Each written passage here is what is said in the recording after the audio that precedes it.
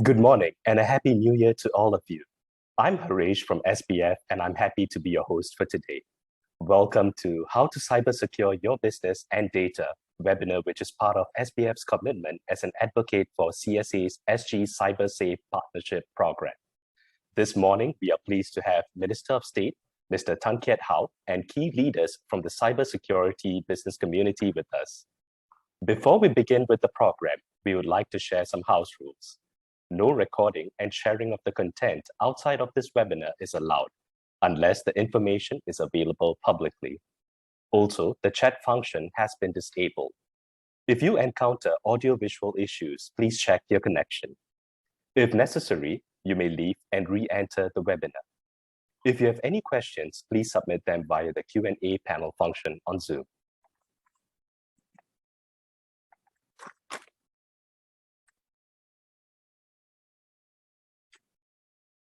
To commence with the program, I would like to invite Mr. Soken Wai, Chairman of SBF Digitalization Committee, to deliver the welcome remarks. Mr. Saw, please.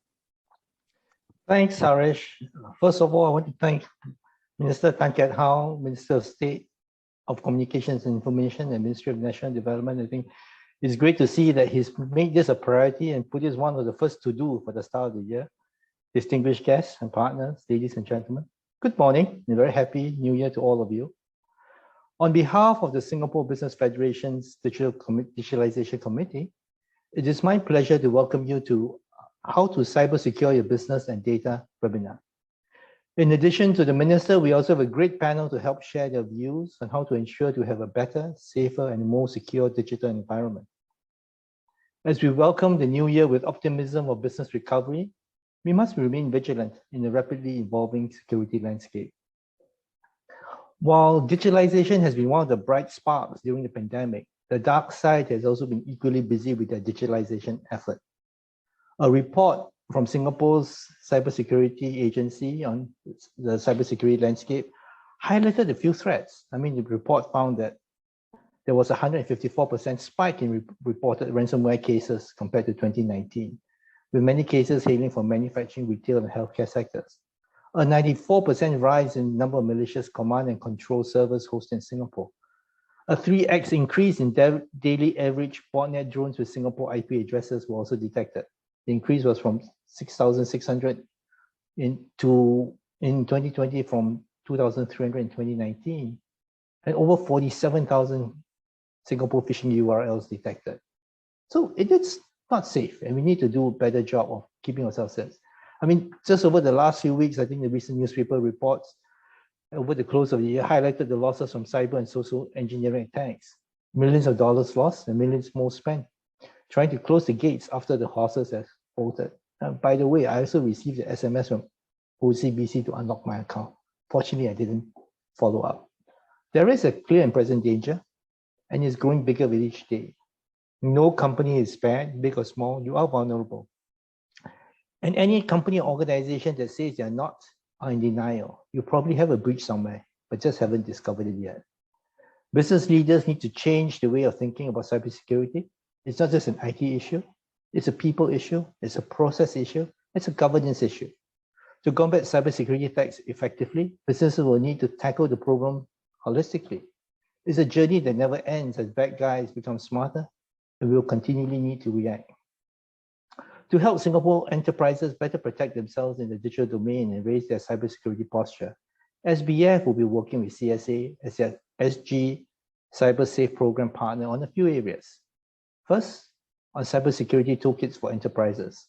CSA has produced cybersecurity toolkits tailored for large enterprises, small and medium enterprises, owners, IT teams, and employees. These toolkits will help stakeholders adopt cybersecurity measures and know how to best implement cybersecurity within their organizations.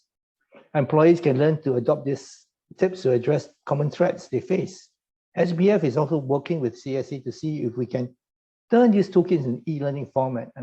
Large companies are fortunate. We have the opportunity to have cybersecurity training, phishing simulation attacks, but small companies don't have this opportunity. So we're trying to see if we can help bridge this gap and bring some of the experiences that large companies have to the SMEs.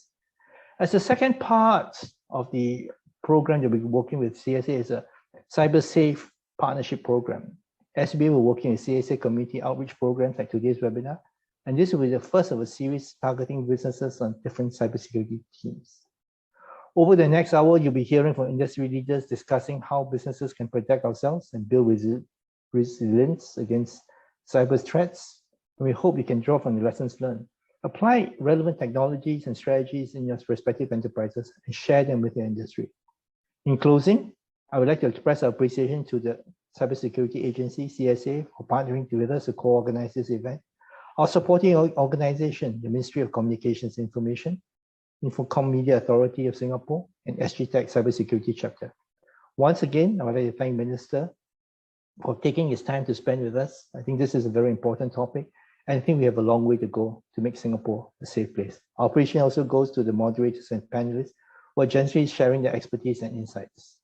As enterprises ride the digitalization wave, let's work together towards a safe and resilient cyberspace so that everyone can benefit from the opportunities in a digitally connected world. Thank you. Back to you, Harish. Thank you, Mr. Saw, for the insightful remarks. We would now dive deeper into the program with a fireside chat on digitalization and cybersecurity preparedness for SMEs with MOS Tan. This session will be moderated by Mr. Lam Yi Yang, Chief Executive Officer of SBF. Mr. Lam, please. Right, thank you, Harish, and a very good morning to everyone, and Happy New Year. Thank you for joining us for this webinar on the first week of 2022. This is a very important topic, and we are very honored and privileged to have Minister of State Tan Kiat with us today. Kiat is the Minister of State at both the Ministry of Communications and Information and the Ministry of National Development. So we will also open the Q&A function. So do key in any questions that you have for MOS Tan, anything that you would like us to discuss later. But first, I would like to invite MOS Tan to say a few words and to open the session. MOS, please. Thank you very much, and a very good morning to Yang, Ken Y, and friends from SBF. Happy New Year to everyone, and thank you for having me to join this fireside chat. As Yang and Ken Y mentioned, cybersecurity and digitalization are two sides of the coin, and it's a very important topic for Singapore and very important topic for many of our businesses. The last 1 year, 2021, has been an eventful year for all of us to adapt to COVID-19 and ended the year with a little bit more uncertainty around the Omicron virus. But we still start the year with confidence and renewed optimism that we are much better positioned, Singapore economy, as well as in terms of our response to the COVID-19 global pandemic. In the cyberspace, it's been equally an eventful year. As Ken Y shared earlier, CSA, or Cybersecurity Agency of Singapore, released a security landscape report last year, which showed that the number of cybersecurity attacks and cases have risen significantly last year compared to previous years. At the same time, we see many more companies and businesses adopting digital technologies in their operations, in their way of managing supply chains, reaching out to customers, home-based working, remote working arrangements to really cope and adapt to COVID-19 situations. And we've seen globally several high-profile cybersecurity incidents, such as the ransomware attacks on Colonial Pipeline in the US, Kaseya virtual system administrator vulnerabilities that were discovered. There's global high-signature events. In Singapore, we were not spared. Locally, there were reports of cybersecurity attacks on smaller enterprises. For example, a local consumer electronics retailer suffered a cyber attack that led to data breaches of their customers' personal data, and the retailer, which were used to blackmail against the retailer. In a separate incident, a local eye clinic got hit by ransomware that compromised the personal data of more than 73,000 patients. So, as Ken Y mentioned earlier, cybersecurity attackers do not differentiate which sector are you from, the size of a company, everyone is a target. And even as we came to a close last year in 2021, we saw how the Apache Log4j vulnerability or Log4 shell vulnerability sent industries across the board, companies big or small, scrambling to patch our systems that utilize the popular open source code. And this is just a new normal for us, and the new normal not just for Singapore, but the rest of the world as we embrace the opportunities and the power of digital technologies. And such unpredictable cyber threat landscape is just a stark reminder that even as we continue to benefit from from digitalization, we must also keep an eye on how to keep ourselves cyber safe as we become more increasingly vulnerable to security and data breaches. And for many businesses, they are increasingly become more aware that it's actually very costly for them to recover from security breaches, not just in terms of restoration and reconstitution of data and IT systems, but in terms of recovering from reputational damage and loss of businesses, especially loss in confidence of their consumers and their stakeholders. A study commissioned by Microsoft in 2018 showed that a large-size organization in Singapore could potentially incur an economic loss of US $13.8 million, factoring direct financial losses, opportunity costs, and impact on their company's broader ecosystem. So these are important reminders for us that precaution is often better than a cure. So as KY mentioned, we're very pleased that CSA is partnering the Singapore Business Federation on a number of cyber-safe projects and initiatives.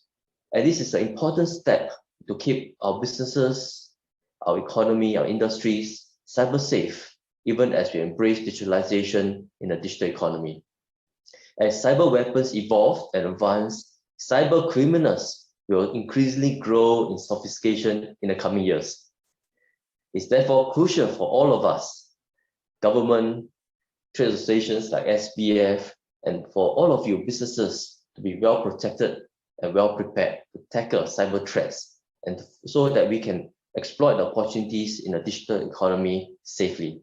So on this note, thank you again for inviting me to this forum. And I hope the audience, all of you, especially business owners, managers, and important operators in your firms, will find today's webinar useful in helping you understand how to better protect yourself and navigate this cyberspace.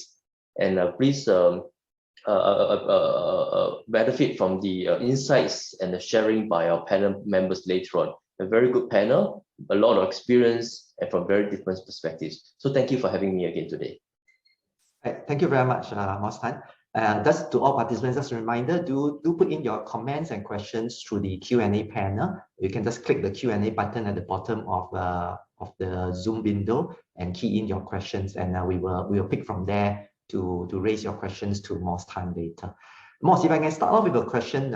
Over the past 2 years, we've been very much battling the pandemic. A lot of attention has been about COVID, and many of us have had close calls, either knowing someone who had COVID, come into contact with people with COVID, and so on. But on the other hand, cybersecurity has also hit home quite a bit, and many of us either been receiving end of phishing attacks, or even had our data compromised through the various big data breaches over the past 1 to 2 years. So I'd like to get a sense of what would you see as your scorecard rating of Singapore's cybersecurity posture for 2021? And in your view, what are some areas that the business community has done well, and what are the areas that business community can further protect themselves in the year ahead? I use the analogy of COVID-19. Like you say, sometimes we know of people who got COVID-19, and sometimes the people who got COVID-19 are asymptomatic. That means they don't show a symptom, whether sore throat, fever, we don't know. And some people don't even know they got COVID-19 until they test for it. Same thing for cybersecurity vulnerabilities. Sometimes you don't know you have been attacked, or actually your IT systems or your data systems have been breached. You don't know until it's too late. Either the vulnerability has been exploited, you lose data and you realize that someone is selling your customers' data on a dark web, or only when a ransomware attack occurs. But a lot of the vulnerabilities were exploited some time ago, but the virus or the attacker is very sophisticated and it's just hiding in our system without letting us know. So I think it's important for us to think about how we have done well in a few aspects and what we need to do moving forward. I think a scorecard is I would say glass half full, glass half empty lah. Right? It may not made it so relevant to have a score A, B, C, or D. Even now, it's actually relative to the threat of the cybersecurity, the capability of our attackers, and relative to the value of the data and the loss that we may face if we are attacked and the breaches are exploited. The glass half full part of things is that over the last 1 year, 2 years, I'm actually very heartened that many of our businesses have really embraced digital technologies from companies big and small, and companies from various sectors in our industry, in our economic industries, from manufacturing, retail, F&B, even enterprises in our heartlands, merchant shops, hawker centers. Many of our firms and businesses have embraced digital technologies to the benefit of their operations and to the benefit of their customers. So that's one part, glass half full.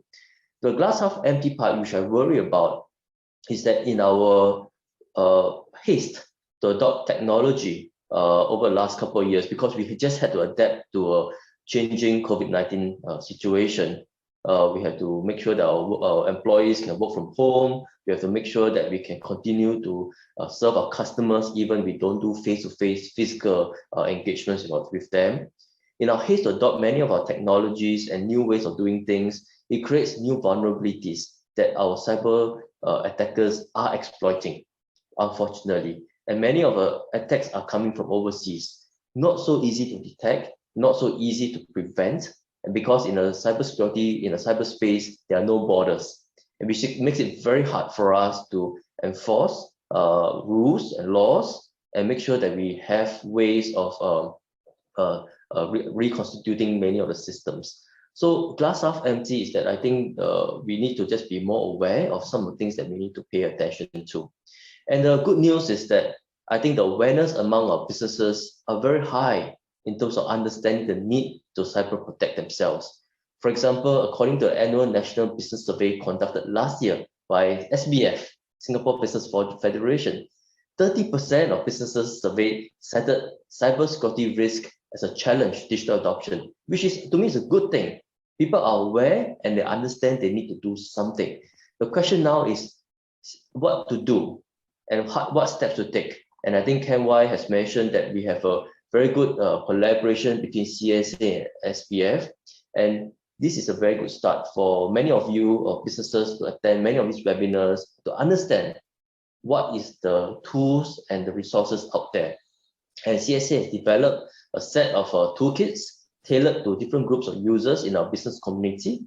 One group of users is really the enterprise leaders and SME owners. What needs to be done for your business? Secondly, is your employees in your organization, because humans are often the weakest link. When you talk about phishing, Young talk about phishing attacks just now, talking about receiving emails, when to have the instincts and the awareness of what to click, not to click, how to report some of these attacks. So the toolkits is targeted at the employees in the organization. And the third set of user groups is really the IT teams. These are your cyber warriors or IT warriors in your organizations. What do they need to do when adopt technology, digital solutions? What are the kind of cybersecurity tools they can adopt for your business? And the government is also working very closely through IMDA with various agencies and trade associations to have a set of SMEs Go Digital tools available to help our companies adopt technology. But these SME Go Digital tools, in a way, comes with certain assurance they are cyber secure, because we want to make sure that the tools that you adopt are in a way cyber secured and show that have certain level of cyber security baked into those products. So Young, the long answer to you is I think we are glass half full, glass half empty, but I'm optimistic and actually I'm confident.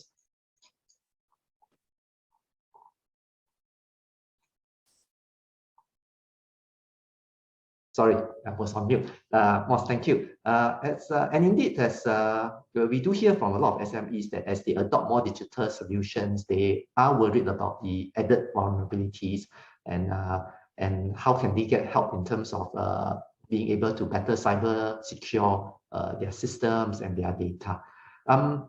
You also mentioned earlier about the spillover from across borders. Things like the SolarWinds breach, the Kaseya VSA attacks, and things like that. And really, all of this, they don't respect borders. And we are equally vulnerable to these. We'd like to check, also get your views about how is Singapore advancing the development and implementation of things like cyber rules, norm, principles, and standards across the region, or maybe even globally, so that we can help our companies, as well as to facilitate more trusted cross-border data flows. Thanks, Young, for the question. And often when I talk about cross-border norms, rules around cybersecurity and data flow, many of businesses feel that actually, does it really matter to me? I don't really quite understand what this whole thing's about. And I think it's an important topic because in a cyberspace, in a digital domain, there are no borders. You don't know where the attackers are. And sometimes the servers and attacks can be distributed across many different jurisdictions, attacking your company. Or sometimes your business may not be the target of the attack, but means to attack another company through a supply chain attack vector. For example, their target may be a big company, but you are one of the suppliers to that company, and through you, they're attacking another company, which may not be even in Singapore. So it shows us the complexity and the multifaceted dimensions of cybersecurity, cross-border, multiple segments of value chain, and oftentimes very hard to find attribution, very hard to respond, very hard to protect ourselves. And that is why it's important for Singapore, especially with such an advanced digital economy, open to the rest of the world and open in terms of using technology from all over the world, because we want the best in class for our companies and for our workforce to serve the global market. For Singapore, we need to be plugged into a global community with other regulators, other countries to protect ourselves. Because every country faces the same challenges and face the same issues when it comes to cybersecurity. Singapore is a small economy, but we have been very active in trying to advocate and champion a certain set of rules across borders, so that when we are a victim of attack, we know that other countries will come to support us in terms of the established rules of engagement and support structures. For example, through alerting us whether there are vulnerabilities. It's like COVID. When one country get a new variant, they quickly alert the rest of the world because it's a global problem. Same thing. We make sure that we work very closely with different regulators across the world. When they identify a vulnerability, they quickly inform us so that we can patch our systems, we can inform our companies to take remedial steps or proactive steps. Likewise, we've been actively participating in a number of international forums at multilateral platforms like the United Nations. We are part of the inaugural Open-Ended Working Group, or OEWG, and we are our Singapore permanent representative to the UN in New York, Ambassador Berhan Ghaffar, has also been appointed the chairman as a chair of the 5-year Open-Ended Working Group on Security and the use of ICT in the United Nations. And that is I would say, mark of, I think, the trust in our Singapore system, in our Singapore representative, to able to lead a multilateral forum, different countries, different interests, together to solve a common problem, a global common problem for all of us. So I wish Ambassador Berhan Ghaffar all the best. But I think this is an important step. And closer to home, in Southeast Asia and ASEAN, we have been working closely together with our member states to become the first regional organization in the world to subscribe to in principle to 11 voluntary non-binding norms of responsible state behavior in cyberspace. And we're working closely because in ASEAN, we are keen to make full use of digital technologies to uplift our economies, and it's an important growth sector for all our ASEAN economies and for Singapore as well. But at the same time, we want to make sure they are cyber safe. On the issue of cross-border data flow is an important new area, new topic, and I'm glad that you have Mr. Yong Zi Kin from the Personal Data Protection Commission on the panel later on. Data flow is an important part of in a digital economy. Some say it's a new oil. I have a slightly different view on that because oil is perishable. After you use it, you run out of it, but data is not. But for data to be meaningful, it has to be fused together with different sources, insights through analytics, and cross-border because our suppliers, our customers are cross-border. And that's the reason why we work very hard on the various digital economy agreements to bring different jurisdictions and regulatory regimes together so that we can find ways of exchanging data from one business in one jurisdiction with another business or your subsidiary in another jurisdiction. And through these digital economy agreements, we hope to open up more data flows through different economies with Singapore. So in short, this is a global issue, and the more actively we are participating in shaping global narrative, global norms, global rules, they will benefit our businesses far greater in the digital economy. Thank you, Mos. It's very good to know that Singapore is well plugged into regional as well as global efforts on this issue. You earlier mentioned also this Log4j vulnerability. And CSA had also very promptly sent out advisory, and SBF and other trade association had also helped to disseminate this to our members to raise awareness. Can you share with us a bit more about this, and what do we need to worry about, and how can we better safeguard ourselves from this vulnerability? Yeah, this is a very important topic, and I'm very glad that you raised it. So many of businesses ask, so what is Log4j? And what's the big deal about it? I've not even heard about it, no. But in fact, even though we don't hear about it, the Log4j is part of a very popular open source logging tool used in Java-based software systems that are very pervasively used, very commonly used in many of your IT applications in our companies. We don't even know about it, but it's used in our IT systems in our companies.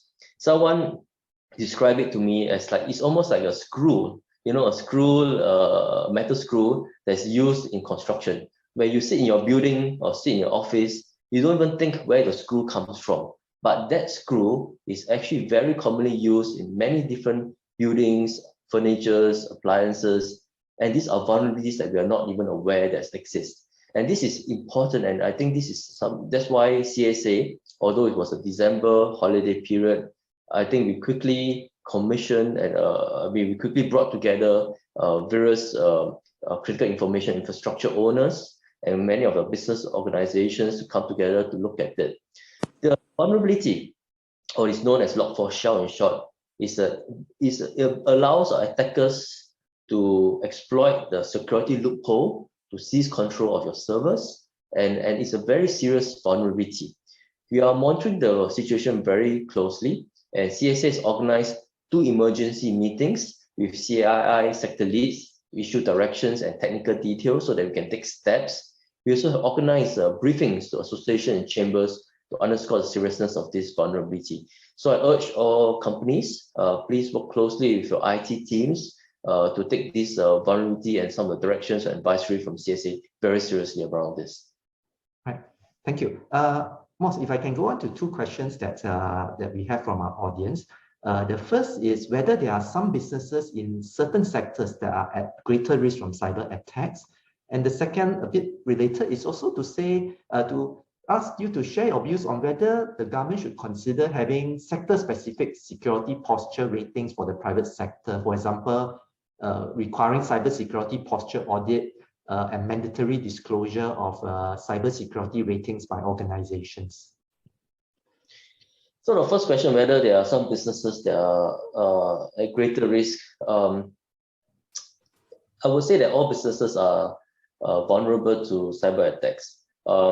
I mentioned earlier that in cases we see overseas, sometimes your company may not be the end goal or the end target of a cybersecurity attack, but a means to an end. You are a supplier, you can be aircons equipment supplier to another big company, but through your company, the attackers are trying to get access to your clients. or to even to people in your customers, in your system. So it's hard to say that every sector is siloed by itself. We have different cybersecurity risk. Having said that, there are over the last couple of years, we've seen sectors that we adopted technology, digital solutions very rapidly. For example, F&B, retail, hospitality, for example, because we had to, even construction, which I oversee in another portfolio, had to adapt technology rapidly as to make sure that we have business continuity during the COVID-19 period. And sometimes when we adopt technology or solutions in a greater haste, we may not have paid enough attention to the cybersecurity aspects of it. So I would say that some businesses, all businesses are vulnerable, but for businesses who have adopted technology quickly over the last couple of years, maybe it's a good time for us to take a look at the cybersecurity posture, put in place monitoring systems, and other tools to make sure that our systems are secure. In terms of your question around whether different cybersecurity ratings for companies, this is something that we can explore, but it's not so straightforward to think about how we have cybersecurity ratings and audits. End of the day, I would say that the bare minimum standard will be for every company to do a self-assessment, a risk assessment. Cybersecurity is very much part of how we think about business risk.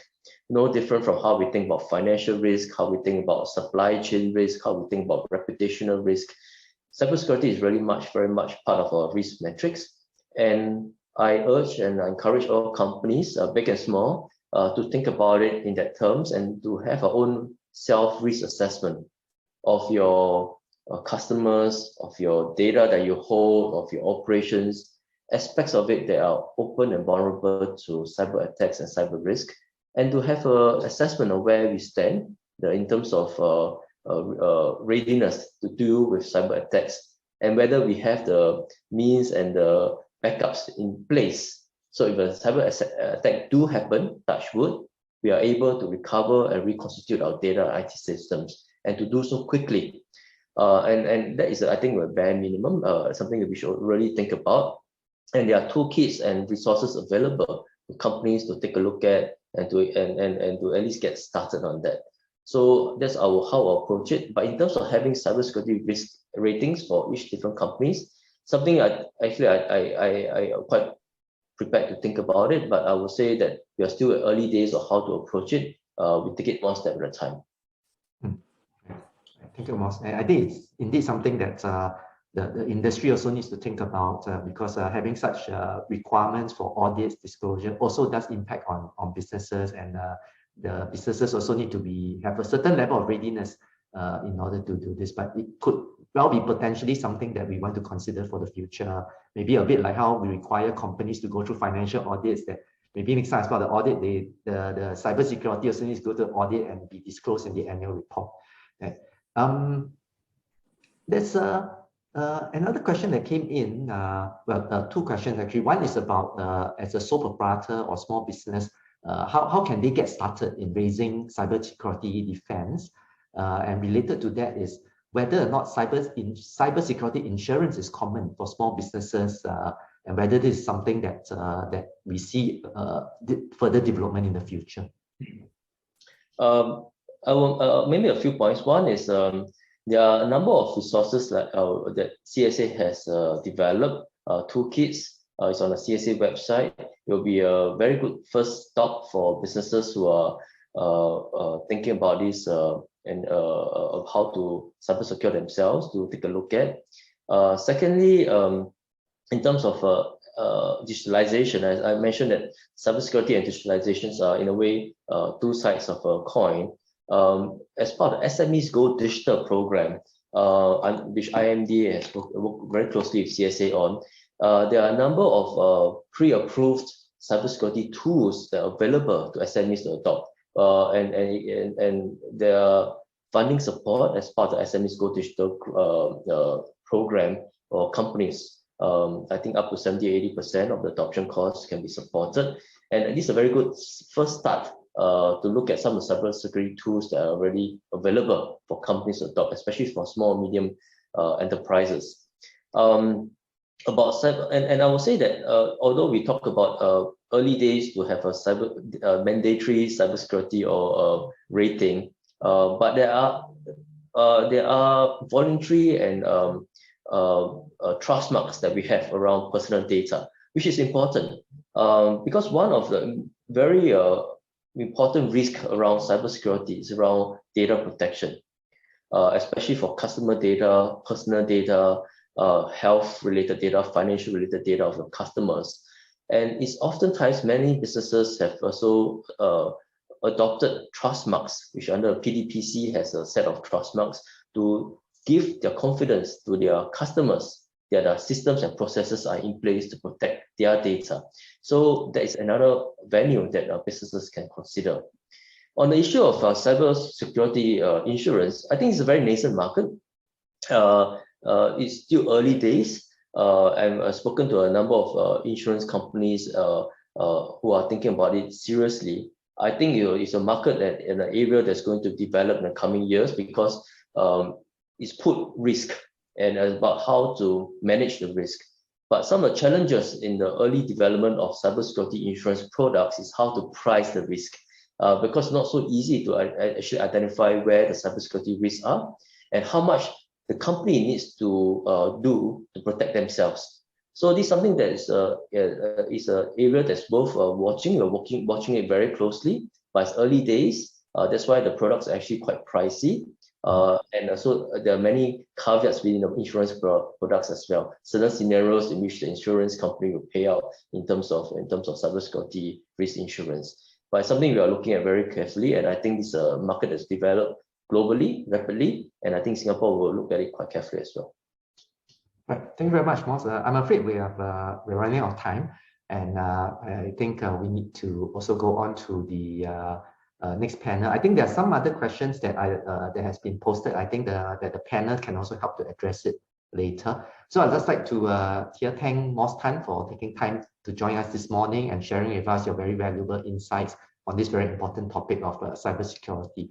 I think it's clear from what has been discussed this morning, from the questions, that it's cybersecurity is something that everyone, whether is it the enterprises, employees, trade association, consumers, the government, we all have a part to play in advancing Singapore's cybersecurity posture. And I think we all need to continue to work together towards a more trusted and resilient cyberspace here in Singapore. So Mos Tan, once again, thank you very much for taking time to join us this morning. Thank you. Thank you very much. Thank you, Mos Tan and Mr. Lam, for the insightful conversation. Next, we have a panel discussion on cybersecurity and data protection, managing risks and securing your data, which will be moderated by Mr. Dutch Ng, Chair of SGTech Cybersecurity Chapter. Mr. Ng, please. Thank you, Harish. Good morning and happy 2022. And great to be here today to moderate this session of cybersecurity and data protection in managing risks and securing your data. I'm Dutch Ng, Chair of SGTech Cybersecurity Chapter. Welcome our panelists. On today's panels, we have Mr. Dan Yok Hao, Assistant Chief Executive of National Cyber Resilience from CSA. We have Yong Zikin, Assistant Chief Executive of Data Innovation and Protection Group from IMDA. We have Zikin is also the Deputy Commissioner of Data Protection, Personal Data Protection Commissioner. And I have Mr. Melvin Tan, Managing Director from Cyclect Group. As worldwide, like everybody experienced movement restriction and work from home for the past 2 years. And outside work, most of us have moved primarily to online channels for information, entertainment, and purchases. And all of us will agree that the pandemic has sped up the digital transformation of businesses. That's what Mos just mentioned. Companies need to tap on technology to continue their day-to-day business operation, stay connected with their customers and partners, and empower their workforce work efficiency and productivities.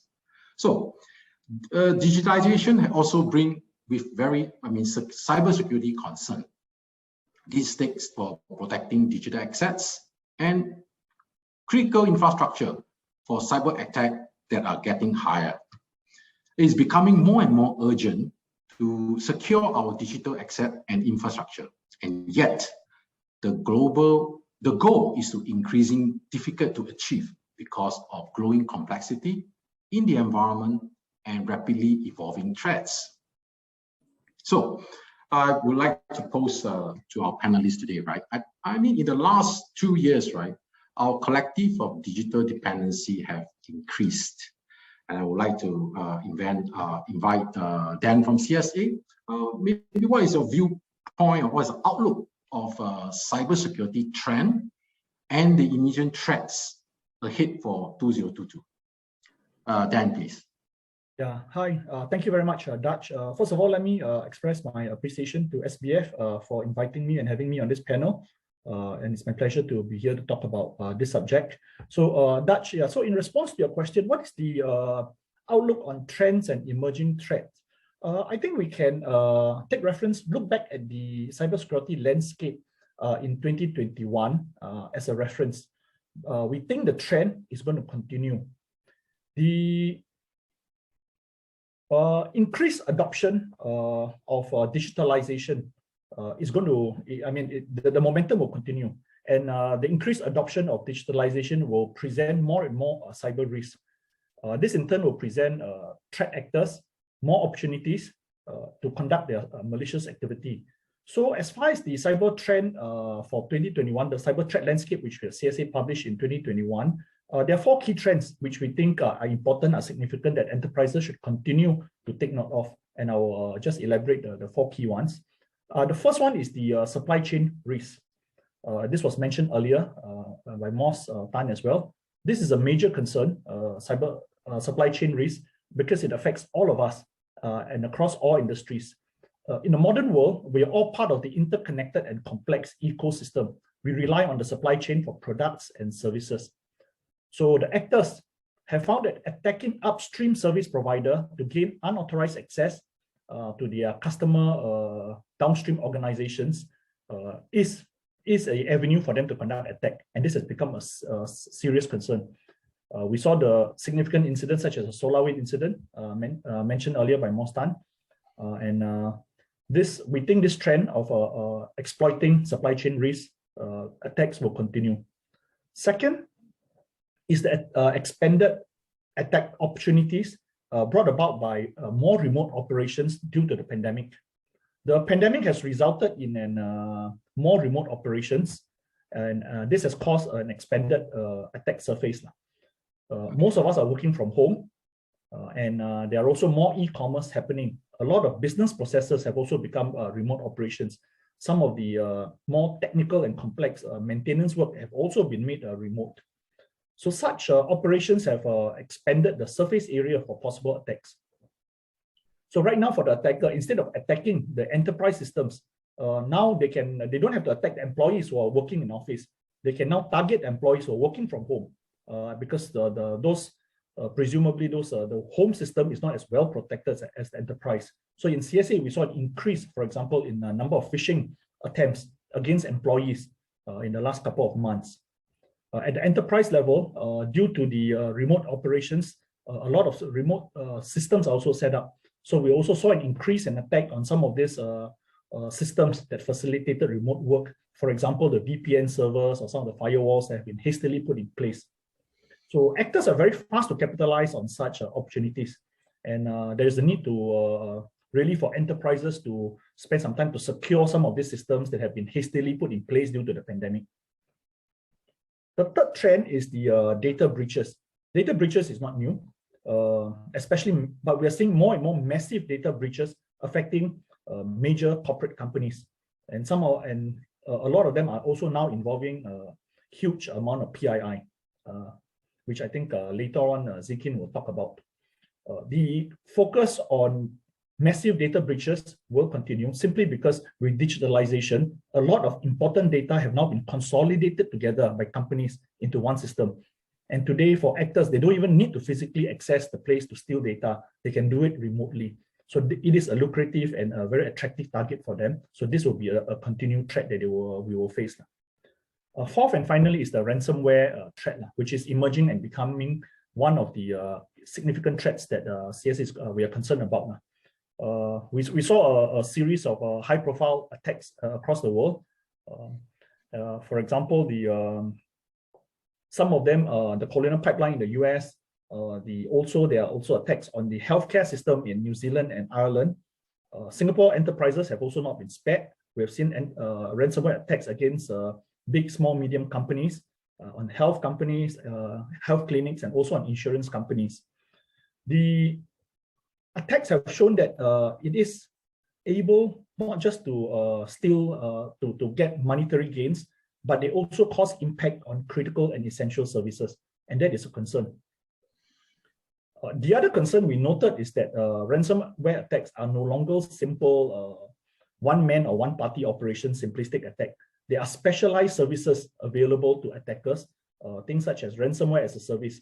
The attacker don't even need to be technical. They can buy ransomware as a service and then use those sophisticated tools to conduct attacks on their targeted victims.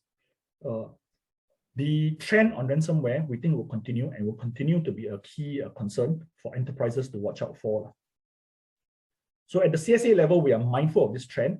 The Singapore Cybersecurity Strategy 2021, which we published last year, outlines our plan to take a more proactive stance to address the cyber threats that we face. So our strategy is to safeguard our digital infrastructure, our critical information infrastructure, our businesses, enterprises, and public users, so that we can provide a safer cyberspace for all users. We have also published a safer cyberspace master plan, which includes initiatives to support enterprises in the journey to adopt cybersecurity. So an example was the Toolkit that has been mentioned, which aims to simplify cybersecurity adoption for enterprises by raising cyber awareness and helping enterprises to take action on cybersecurity measures. So thank you.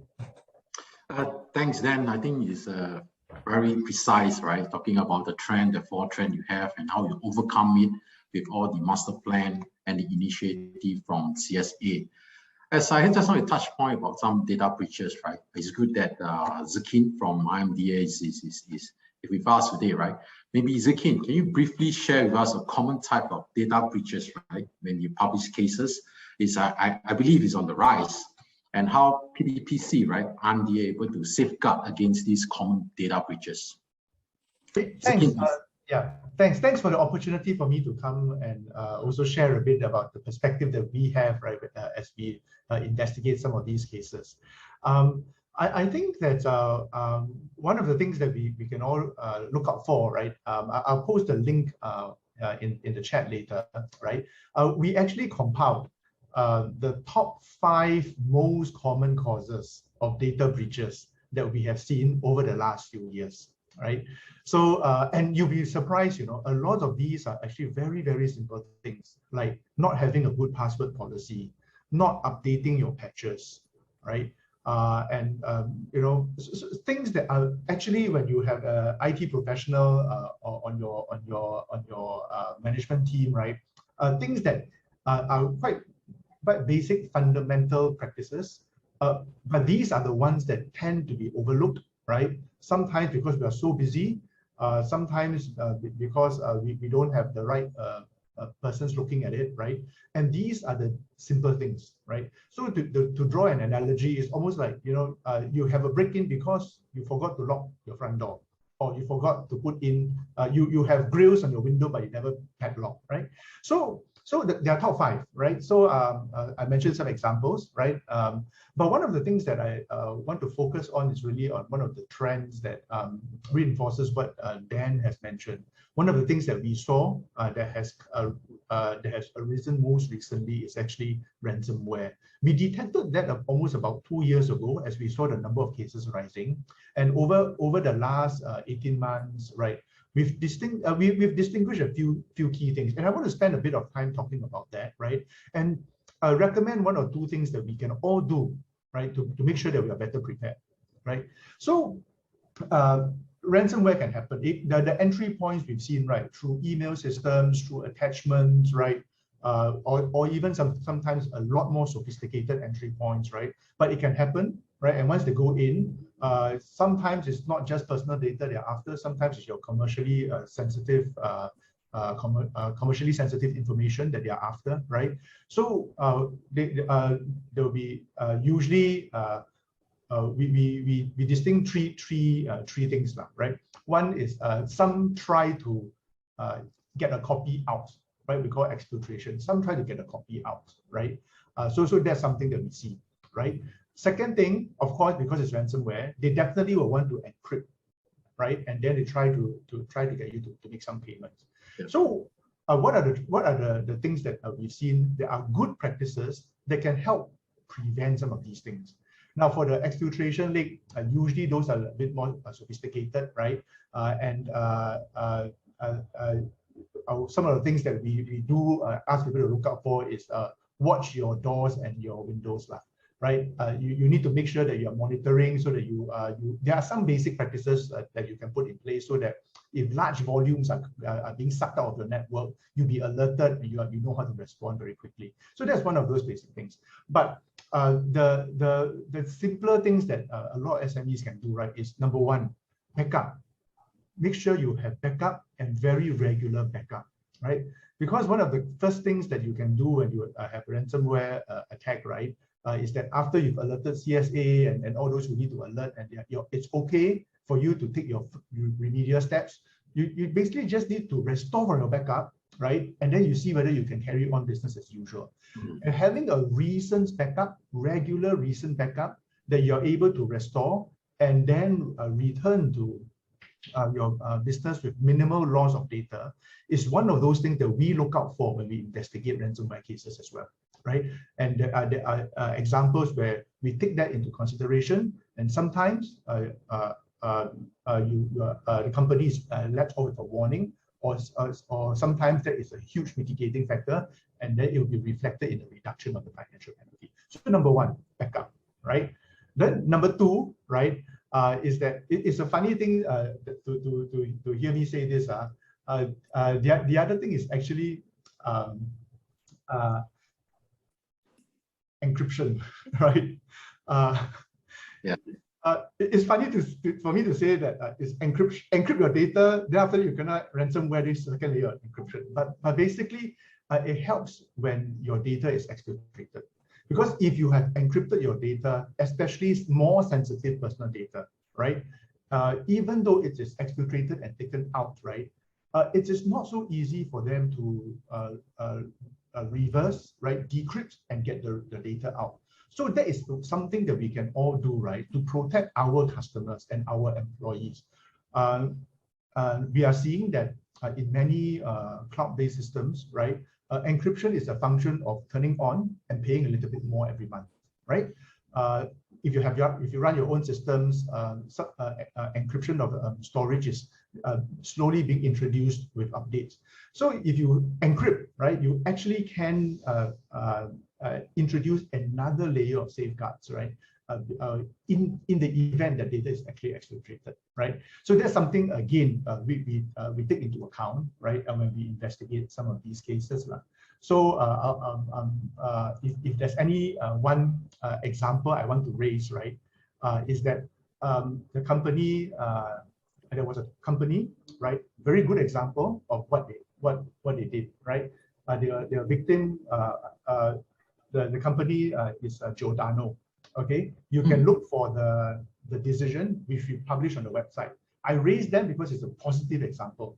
What they did is that they employed encryption, and even though they were victim of a ransomware attack, they were able to restore. They were able to demonstrate that they've taken safeguards, right? So that in the end, we found that they were actually not in breach because they have put in all these good practices already. So one key thing, that's why I want to raise that as a positive example, right? We can take steps to try and ameliorate, right, some of the effects, right? And actually that can actually result, right, in a situation like the case I just mentioned. We investigate, we actually went in there, we think, and we found that their practices were very reasonable. We can't expect more, right? Not in breach, even though they suffered a ransomware attack. Yeah, so I thought I'd just end on that positive example to give everyone some encouragement. I think Zikin, this is very good, right? So at least our audience here or enterprises here can able to understand how Genano able to overcome these ransom attack. And encryption, I think, is very important, right? At least your data is being protected if it's being leaked as well. So there's a few areas that, common practices. Because that's how you mentioned about all these password, and application, or even your mobile phone, right? All these apps has to keep up to date, right? I do want to share as well, right? Every day is like my common type of practices, right? When I browse through in the morning, wake up, browse through information. I like to update my apps as well, so I think keep up to date. Also, all those mobile phone cybersecurity patches as well. Okay, good that we have here these two government agencies have put their input, right? Important right now to invite Melvin from Cyclect Group, right? To share with us, I think, from the industrial observation of emerging threat for enterprises, especially in Singapore, and how is the built environment, engineering, manufacturing, and marine offshore. And in fact, that Melvin, this Cyclect Group have experience of being a ransomware attack. Probably that Melvin can able to share a bit more, so that our audience able to absorb some information from that. Melvin, thank you very much. Thank you very much. Thank you, SBF, for this opportunity to share some of my thoughts. I'm also wondering why am I here initially, because I'm amongst the giants and the experts in the industry for cybersecurity. I'm a user, I am a service provider. I provide engineering services for the infrastructure, industrial, energy sectors. So I provide whether it's controllers or the control systems or the electrical systems for them. And firsthand, we get very involved with the implementation of their control system. So maybe I'm just struggling to guess, maybe that's why I'm here. At the same time, I also have a company that is, ever since my experience with ransomware, I've invested in a company called BData that does cybersecurity for industrial applications. So, and basically I'm new in this space. I'm sharing from experience. I'm sharing from challenges, no academic qualification in this at all, just for all the audience understanding of where I'm coming from. But I'm sharing from just experiences. From my experience going through the last couple of years, we can see, as we've been shared in this seminar so far, the digitalization of everything, right? We're talking about the IoT, Internet of Things, digitalization, smart buildings, smart industry, smart cities. Everything is getting connected. And even just amongst my team, just looking at how many devices will be connected to the internet through IoT, through 5G that's coming on in the next 3-5 years, maybe 1 billion devices in Singapore, maybe more. I'm sure CSA would have those numbers. And each one of these points, for me, represents a risk for someone to come in and get into the network, whether it's going through a supply chain or just get the target audience. And it's so easy to hack. It's so easy to get hacked on both sides of it. If you want to hack somebody, like we say, there's ransomware as a service. If you get your teenage son and go on, I don't recommend this, to go on the dark web, you can engage hackers so easily. And as a victim, it is a very, very painful event. It's etched in my memory for so long. I wish I had this seminar much earlier and listened to Dan and Zikin earlier about basic stuff, right? So even we had our fancy firewall, we bought the firewall that Colonial uses. Then we have all the best endpoints. We update it on a regular basis. But all it took was somebody, because I'm in the build industry, so I get drawings in my thumb drives. The thumb drive goes into the computer, pop, overnight, they have access. And these hackers, they lurk in the system. They sit there for weeks, trying to figure out where you go. So like Zikin was saying, basic stuff like backup. We have backups, we have remote backups. You have 2 sites in case one site got fired. But these hackers are so damn good. They sit there, they watch where every connection, all your subnets are for a month. Then they lock it on the same day. Your backups included. So that is the extent in which hackers can go. So, I venture to, I'm very concerned when I deploy solutions, right? I do inverters for air conditioning systems. Then I realized I can just plug on in many places with a simple plug. It's not secure. Even the ports are not secure. I plug on, I can access chillers. I can turn off the chillers. I can turn on the chillers. But more so for the building. Just now earlier we were saying maybe there's economic harm, there's business harm. But I'm worried about the physical harm. In the US, we've got Florida wastewater. These hackers went in and changed the composition of the fluoride or the chloride, I can't remember, to a dangerous level for which water can go to the public, and they stopped it just in time. So I am extremely concerned about that personally. As a service provider, I provide the controllers, I set up the system. Then I worry one day, what if someone hacks in there? What if the port is open? What if this, what is that? There's so many things that I can't see. And I am not even an expert, right? And I'm just providing the control systems that I depend on for Siemens, which probably was famously involved with Stuxnet, the first major attack in a power plant. So it is such a huge thing that all the major players are facing this. All the major suppliers of these technologies are there. And even with these MNCs that struggle with this, how would the SME suffer? I am an SME. I've got a small network only. I've got only 200-300 PCs. And when I got hit, wow, the opportunity cost was horrendous. It was 2 weeks, 3 weeks of weekends. I was sitting there. My IT guy is in this room now listening. I think he can vouch for how difficult it was. We camped in the office for 2 weeks, 3 weeks. We didn't have the experts. We didn't have anyone to help us. It was such a struggle. So I think companies, the trend for this, in answer to your question, Dutch, I think the trend is that I foresee that the attacks will be more widespread. It will be deeper, it will be more painful. And a lot of people don't even know what hit them. They got their IT experts, they got their fancy firewalls. But the question is whether the technology is right. I've got one angle to put to this seminar today, to this webinar. Whether there is a new generation of firewalls that's out there that can protect us, that constantly monitors, that constantly checks, not just perimeters, not just our boundaries. So these are things that have gone in my head all this while. And in my research, that's where I discovered that there are things going on in the world. China, for instance, is doing something called a smart network where they use blockchain to secure the entire country. Your device must be registered before you can access and use a Chinese in the Chinese network. That is being researched now for the last 2 years. In the US defense is also using this technology now. Researching, they're calling for tenders. We are also participating in this to see whether we can participate in a new blockchain, a new network that is secured for the US military or the Singapore military. So I just want to share that with you as an emerging trend that there is a lot of changes. The zero trust network is becoming more and more important for infrastructure, for smart building providers, for smart infrastructure players. Thanks, Dutch. Wow, Melvin, I can feel the pain, when you talk about this, right? I think the process and the suffering with all the IT team.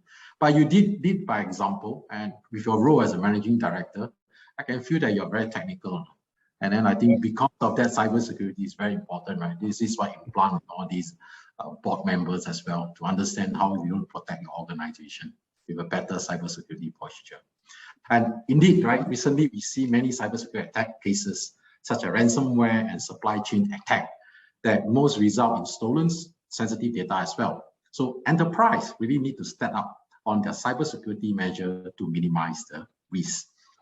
As I want to go on, right, to the next topic, right, is that MOS and then KY was opening, and then we heard about these marks as well, trust mark, right? I believe the government has been guiding enterprises to certify the range of trust mark.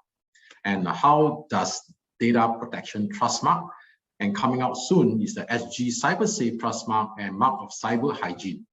Complement each other in providing a competitive advantage to enterprises for customer acquisition and retention.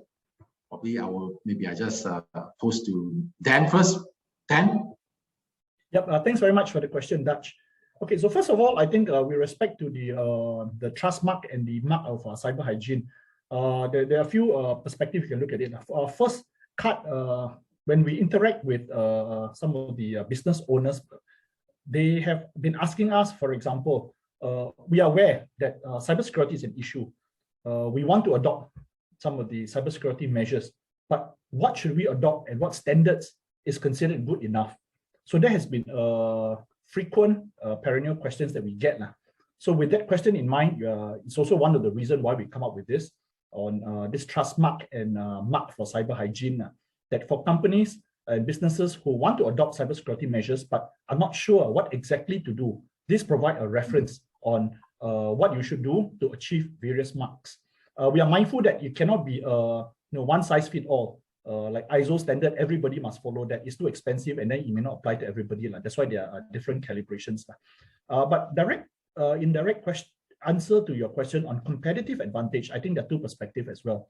One perspective you can look at it is that the SG Cyber Safe Trust Mark and the Mark for Cyber Hygiene, they serve as certifying standards as well as a mark of distinction to recognize companies with good cybersecurity practices and standards. And this will in turn provide confidence to their customers. So earlier I spoke about the risk with respect to supply chains, where the upstream service providers were used to attack their customers or their companies, the customer companies. So in time to come, we can anticipate that these companies will want to seek credible vendors to supply their products and services.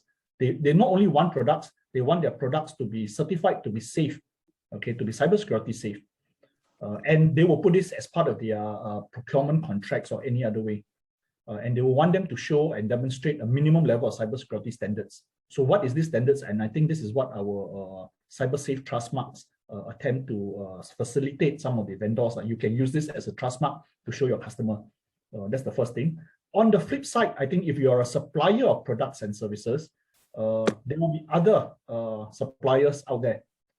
So how do you distinguish yourself? So having a trust mark or a mark of cyber hygiene certification will help to demonstrate that you have the cybersecurity standards in place and help to differentiate you from your competitors. So that is the other reason I think that this will be a competitive advantage for you. So for this reason, we developed the cybersecurity trust mark and the mark of cyber hygiene as a form of certification.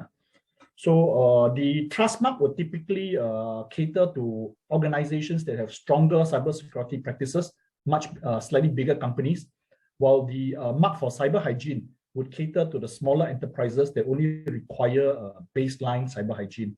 I think if you are businesses today, you would use IT in some way, so you will need some baseline cyber hygiene mark, and that's for you.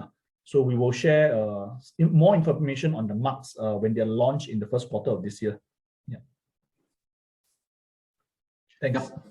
So then, thanks. Good to hear that this trust mark and the mark of hygiene, right? I think this is important, even that the SME able to start off from that with the toolkit as well, right? Then great. I think looking forward to see the launch in the first quarter. And just with all these marks, right, I believe that this IMDA with the data protection trust mark launched a few years back. And maybe I invite Zakin to share a little bit, share broadly what is similarity and differences if let's say IMDA this data protection mark and also CSA trust mark.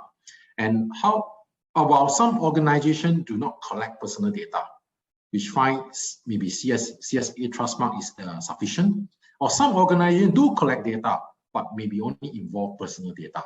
Maybe we want to have your views, Zakin. Yeah, sure. I'm glad that we have this opportunity to explain how CSA works together on this, right? So of course, as you mentioned, we started a few years earlier, right? So when we developed, right, one of the things that we were very, very conscious about is the fact that under Data Protection Act, we've got about 10 obligations.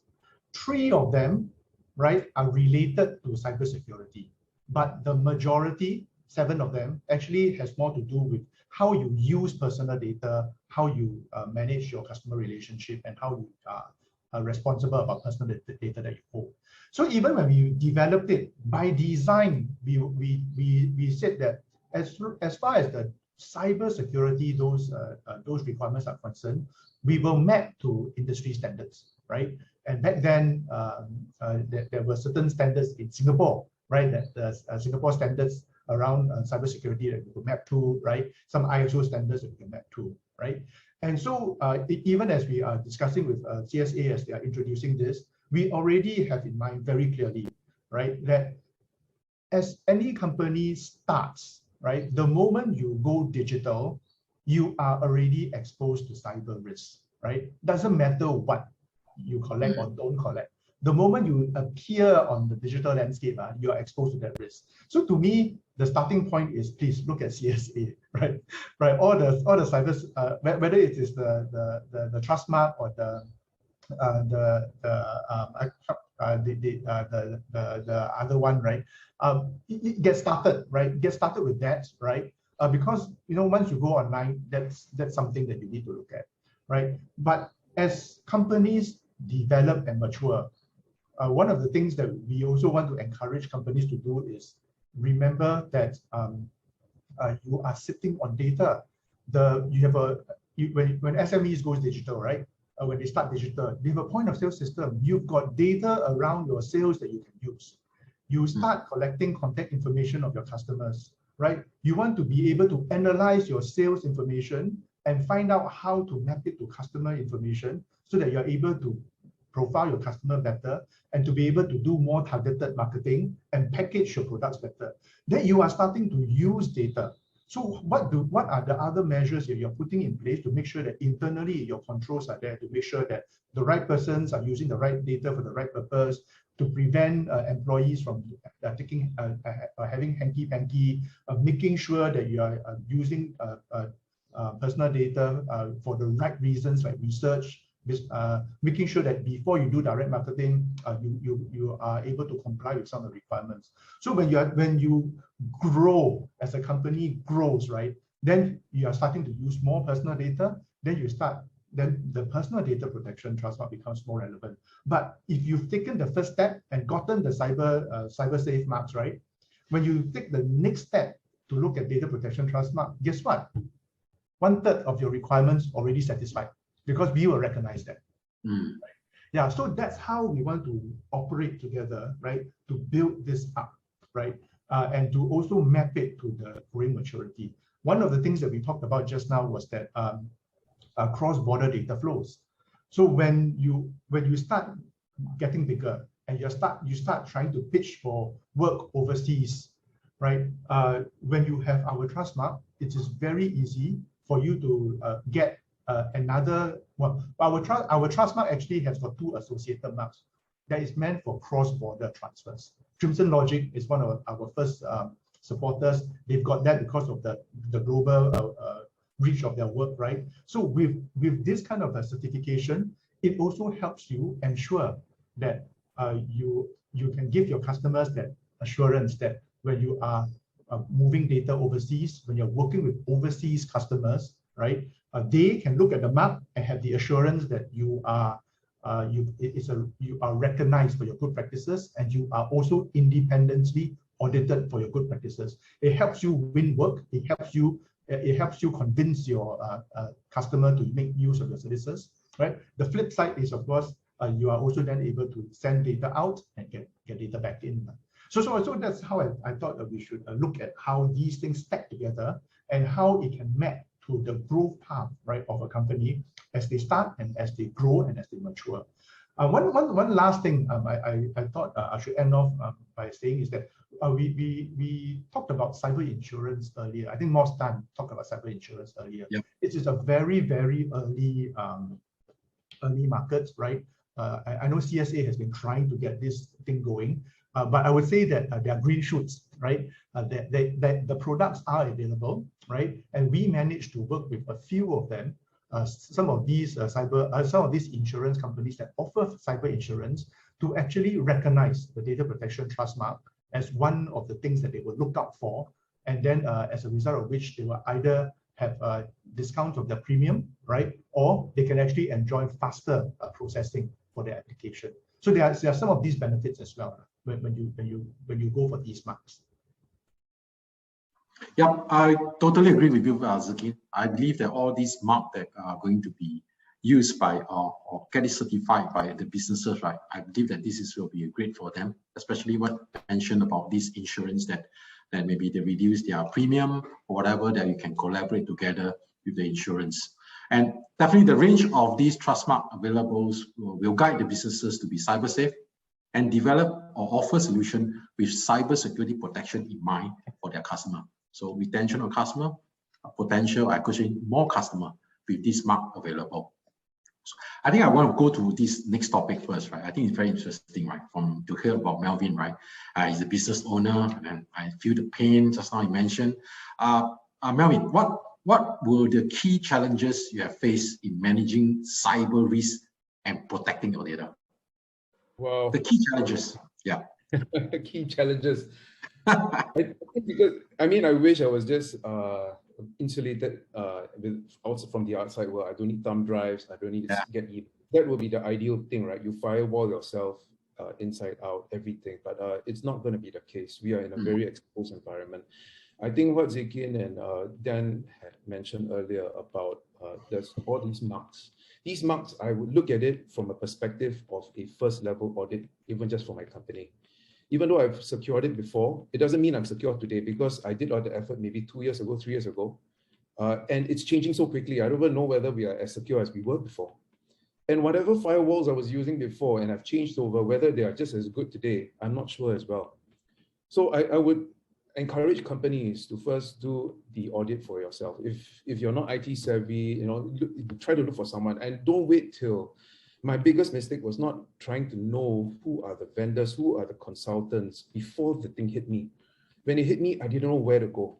There was nowhere to go. It was just on my own wits. I had to call all my friends to figure out who has gone through a ransomware attack before and who had a cybersecurity expert that can come in and say, this is what you do, shut down your ports, plug out everything. So we did that first. I shut down everything in my computer. So it was creating a bit of a policy. So it depends the size of your firm, right? So if you're a small firm, I would just make sure going on the cloud is one of the easiest things to do. I don't have to worry so much about my data. The backup is much better. On my prem, I need to have my backup systems. As Zekin earlier shared, right? We do need to have solid backups. Even co-backups. Co-backups means you rip out the hard drive from the computer and store it somewhere else. And that's the only thing that saved me because I got a monthly co-backup. If I didn't have that, I'll be in big trouble. All my digital data is gone. So there are some good practices. I think we can always look at what's happening, what has been written. CSA has done some good practices that we should review. There could be more that you need to do, and that maybe you need more consultants to help you out, right? If your business is larger and more significant and data, the PDPA rules apply even more strictly to you. For me, I'm a B2B.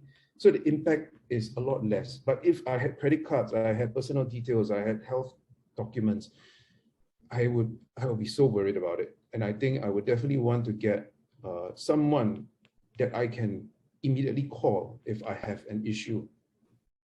Right. So, and beyond that, I mean, as a business, I also got to figure out what's next because I cannot insulate myself. I cannot just build up all the walls and say nothing, no thumb drives, everything stay out there. It's difficult to implement. So I've got, with the number of people operating, my customers work in a particular way. I have to adapt to them. So the next step for me is looking at technology. Whether the technology has gone on to the next level where I can say only my MacBook with this MAC address can talk to my network, and whether my CCTV has with this UID can connect to my servers. Only these ones are approved. Everything else out. So how do you do that? I cannot use a VPN. I mean, I will use a VPN now, but in the future, I need to figure out what's after VPN. VPN is the reason why Colonial was, I mean, it's not the only reason why Colonial was hacked, but so many of them, when I read through their cases, it is a failed password. It's a password that is reused again and again. It is a user that has forgotten to change. It's something small. It's not even like a super duper hacker, Superman come in and hack. It's just some small thing. So I think technology will be the answer next. Today, it is user education, training, working with consultants, working with CSA, working and understanding the rules, keeping up to date, having a good IT guy. You don't have good IT guys, sorry man, the boss got to go and read up, you got to learn up because it's your business at risk. Right, so this is my view, and this is how I take cybersecurity seriously, even though I think I'm still falling, fall very short of the perfect mark. It's still a long way to go. Yeah. So that would be my advice. I think you got to be aware, you got to read, it's just part of doing business, right? As a business owner, you got to be up to date on everything, including cybersecurity now. Just adds to that suite of skills that you must have. Melvin, yeah, sorry, Dutch, I just cut in here. Just a quick response and comment to Melvin. I fully support what you said. So I think what you just said is a very, not just sensible, but from a very pragmatic point of view, that's what the business owner need to do. So while on the one hand, we can prescribe certain standards and trust marks, but at the end of the day, I think the business owner, they know your business best. And you do the review and you decide that what is the risk, what is the profile that you have, what are the threats and risks that you face, and what are the steps that you need to do, calibrate it against the risk review that you have done. I think that's the most pragmatic way. So I fully support what you have done. I think it's the right way to go. Thanks very much. Thank you. Wow, I think Melvin, I think you're very passionate on talking all this and really keep up to date. It's not individual anymore, right? It's everyone play a part of keeping the day-to-day business operation cyber safe. And one critical task is really just like you mentioned, is about educating and training the employee to stay alert and able to identify more sophisticated scam, phishing, or tactics used. So, Melvin, great sharing on that. I reckon that as well. Yes. So I just hope that the listeners don't get to experience it before they start paying attention to it. Yeah. So really keep up to date. I had to experience before I did it. Well, due to time, right, I really cannot take any questions. Apologies. But I just want to do a very, very quick summarize, right, on what we have discussed with the panelists as well. So great discussion today. And as business, right, you push ahead with digitalization. They must remember the two main prompts of data protection and cybersecurity. As to build a strong regime of data protection and cybersecurity, enterprises must sharpen their approach to threats by continually reviewing their cybersecurity strategy. Trustmark certification in data protection and cybersecurity are crucial steps for enterprises to demonstrate that they have put in place baseline standards of data protection and cybersecurity measure. Security and risk leader, Melvin, right, must be vigilant in shaping their company's cybersecurity posture. Only when security is duly considered, businesses can go out to unleash the full potential or digital potential. And I said, from the SGTech perspective, right, if we could help our business digitalize with a solid foundation in data protection and cybersecurity, both with which crucial element to become a digital trust, we have an opportunity to build Singapore into a global digital powerhouse. And if you have any advice or need help, right, do check it out with CSA and IMDA website, or reach out to SGTech and Singapore Business Federation. Finally, a big thank you to our panelists, Mr. Daniel Hao, Mr. Yong Zi Kin, and Mr. Melvin Tan, for sharing your perspective at today's session, and also SBF for organizing this event. Before I pass back to Harish, I wish everyone of a very great 2022 and stay healthy. Back to you, Harish. Thank you, Mr. Ng and panelists, for the insightful discussion and also sharing your tips, valuable advice and experiences in making this a very enriching discussion. I believe this morning, all our attendees would have had a better appreciation of data protection and cybersecurity initiatives that are out there to help businesses in their digitalization journey. So with that, we have now come to the end of today's webinar. And we would appreciate if you could scan the QR code to provide your feedback and thoughts of today's program. With that, stay cyber secured, and also we wish you a successful transformation ahead in 2022. Thank you.